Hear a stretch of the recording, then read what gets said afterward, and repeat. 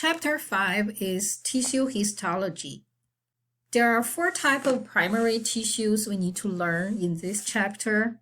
We need to know the function and anatomy of those tissues.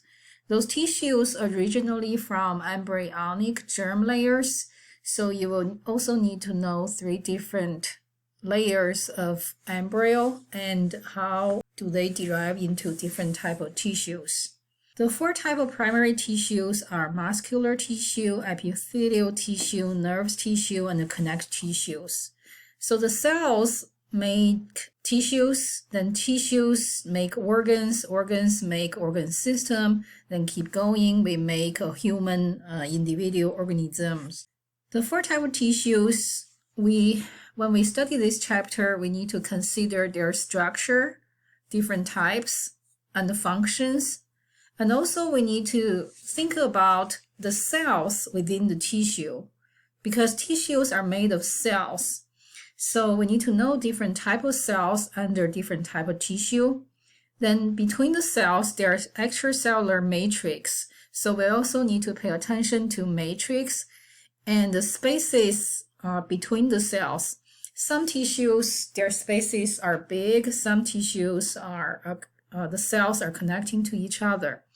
And also in the extracellular matrix, there are some ground substance. There's also some fibrous proteins like collagen fibers, elastic fibers, or other type of fibers. So let's look at those different type of tissues. First, we need to know all the tissues are coming from an embryo. Embryo is a fertilized egg. Embryo has 3 layers: outer layer, inner layer, and the middle layer. Outer layer is called ectoderm. Ectoderm will give rise into epidermis and the nervous system. Endoderm is the inner layer. That layer will derive into respiratory tracts, digestive glands, and other things. Middle layer is a mesoderm. Middle layer will develop into muscle, bone, blood, and it can also develop into fibers, fibroblasts in gel matrix. The first type of tissue is epithelial tissue. Epithelial tissues, the major function of that is for protection. It covers our body's surface and the lines along the wall of body cavities. The epithelial tissue has a characteristic that it's avascular. There's no blood vessels in the epithelial tissue. So epithelial tissue will get nutrition from underlying connective tissue. Connective tissue is rich in blood vessels. The upper face of epithelial tissue is facing the outside environment, like our skin cell is facing to the outside environment. Epithelial tissue is also facing the internal space in the body. Okay, for example, the lumen of GI tract, the lumen of respiratory tract. So those along those hollow tracts, the epithelial tissues lies on the surface facing those hollow lumen tracts. The function of epithelial tissue, in addition to protection, the epithelial tissue can also produce and release chemical secretions like sweats, oil, mucus. Epithelial tissue excrete waste through sweats. We all know epithelial tissue can absorb sunlight to turn the pre-vitamin D into active vitamin D form. So it can absorb chemicals including vitamin D. Epithelial tissue, since it covers the body, it's on the surface, so he will allow certain substance to go in and out, like water, very small molecules. So it has a function of selectively filter substance. We can also feel pain, being burnt, being hit, since we have receptors embedded within the epithelial tissue. So epithelial tissue can sense the stimuli from the environment. Epithelial tissue has a direction. The cell surface facing the outside or lumen is called apical face. The other side of the cell is connected to the connective tissue. He's facing the deeper layer of the organs. That side is called a basal face. So it has a direction. The layer between an epithelial and the underlying connective tissue is called the basement membrane. Epithelial tissue, the cells within them are highly mitotic, which means they can produce quick. So the surface of our skin is dead cells. Those are keratinized, stratified squamous cells, belong to the epithelial tissue. So the dead cells can be pushed to the surface by highly mitotic new cells underneath them. The classification of epithelial tissues can be either by layer or can be by the cell shape. Epithelial tissue, if there is only one layer of the cell, it's called a simple epithelia. If there is more than one layer of the cells, it will be called stratified epithelia. So if you look at the pattern here, the simple epithelia is one layer. Here, stratified has multiple layers. Between them, there's a pseudo-stratified epithelial tissue. That type of tissue means it is actually one layer. Pseudo means fake stratified. So this type of epithelial tissue only has one layer of the cell, but it looks like two layers because of different cell shapes. But each cell is attached to the basement membrane. If you look at every single cell here in this picture, every single one of them touches the basement membrane. Another classification for epithelial cell is by shapes.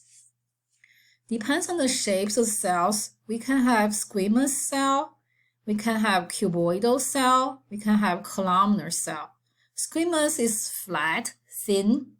Cuboidal is like a cube, columnar like a column. So combine the layer and the shape of the cells, we can put those two criteria together.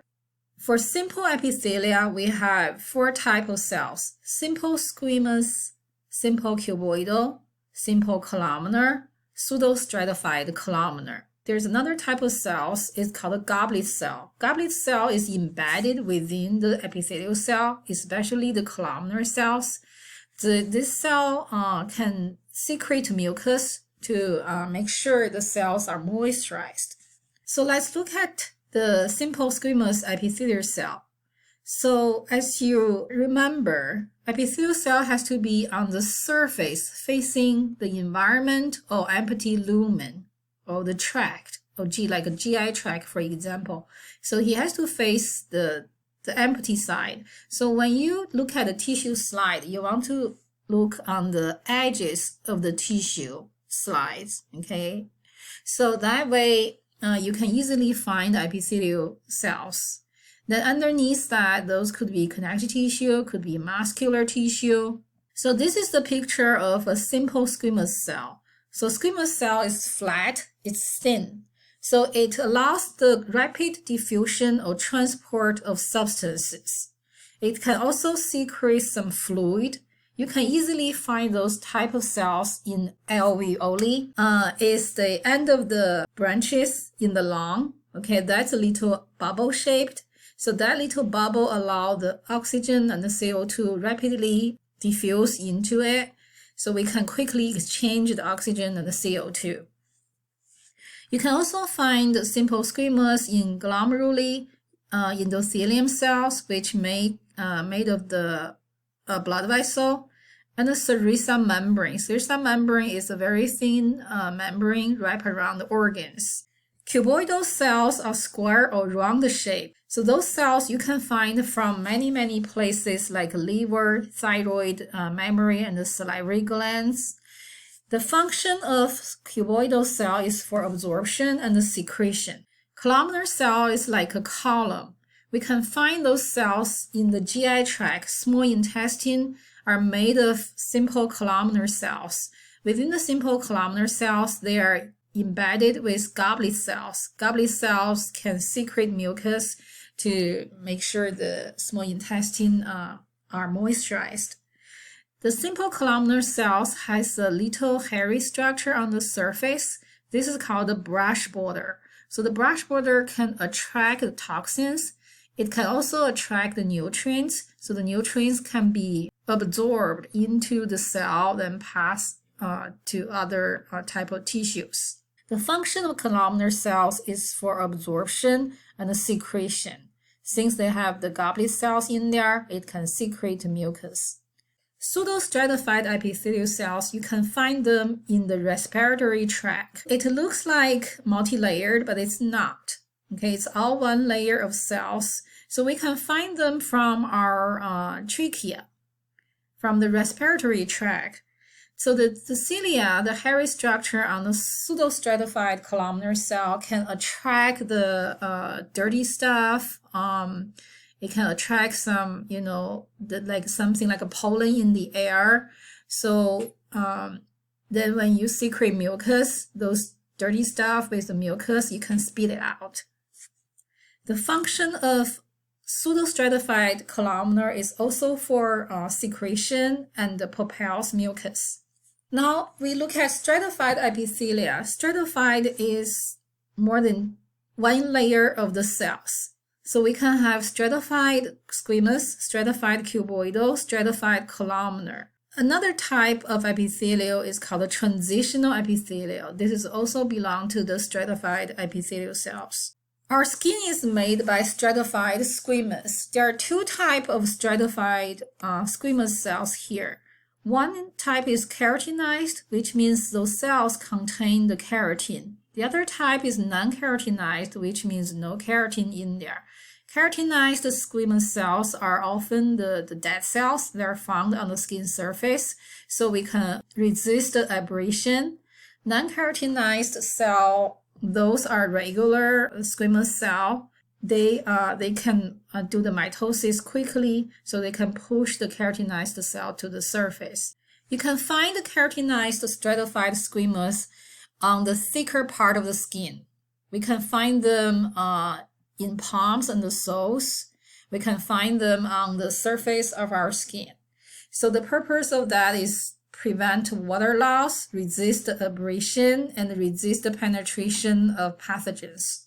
Non-keratinized squamous cells, those cells can highly doing the mitosis. So you can find them from tongue, you can find them underneath your skin layer in the hypodermis layer or dermis layer. You can find them from esophagus and other places.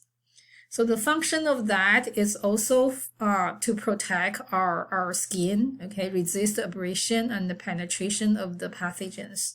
Stratified cuboidal cells, we can find them from many glands, like sweat glands, duct, ovarian follicles. The function of that is secrete sweats. They can produce some sperm, which means those type of cells, you can also find them from the testes. In the ovary, you can find this type of cells, so they can produce the ovarian hormones.